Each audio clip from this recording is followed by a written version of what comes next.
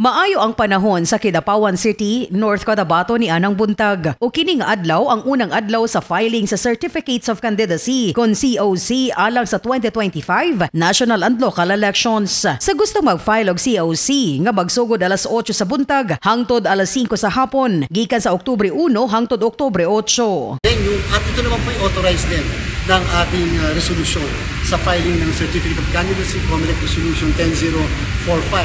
At the same time, ito po kaagad na in-approve na inyong lingkod subject sa confirmation ng Commission NLAC.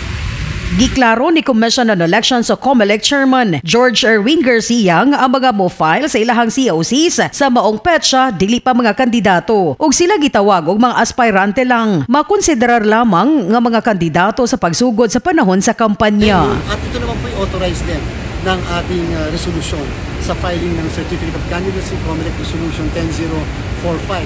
At the same time, ito po kaagad na in-approve na inyong lingkod subject sa confirmation ng Commission NLAC. Alas 8:30 sa buntag, adlong Martes, Oktubre 1 kasamtangan ning tuig. Sayo ang grupo ni City Mayor Attorney Paulo Evangelista sa City Convention Hall, Kidapawan. Aron nga mag-file sa ilahang Certificate of Candidacy alang sa iyang pagpapili pag-usab, isip leader sa syudad ug kauban niini si Vice Mayor Melvin Lamata Jr. Trabaho. This is just a break in our work, no? So, wala ni napunta, wala mi nag-resign sa pwesto.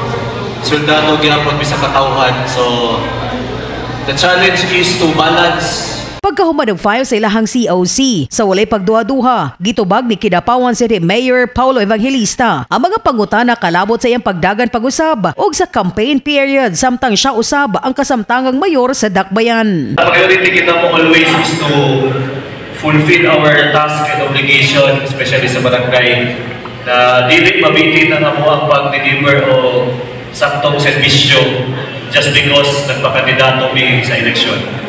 So, usual work ang yapon until the campaign period will begin. So, you will not expect any substantial political activity from our end.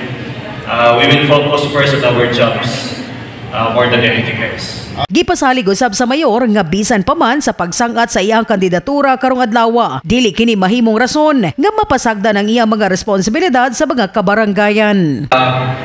We will focus on improving healthcare. Ito ang pinapatungkod na General Hospital 100-bed capacity. We're focusing all our energies on that. Kinig sa atoang sinubing hospitalization for all Kinabaweños. Nagantong infrastructure, ang ito ang goal, mapasemento 100% na nagkadalanan sa Kidapawan, mapahayan ang nagkadalanan. Matod pa niya nga daghan pa siya o kinahanglan nga tapuson o ang iyang gisugdan sa pagtanom kinahanglang anihon. Gitubag usab ni City Vice Mayor Melvin Lamata Jr. ang pipila sa mga pangutana nga gitumong kaniya isip leader sa sangguniang panglungsod. And to cut the naghanap na ako may isa to cut na ako into short ang kuwang answer.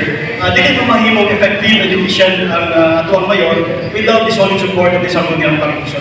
Ang sangguniang panglungsod ang naghahatag ng authority sa atuang mayor para ipadagay ang mga programa plano para sa Kidapawan.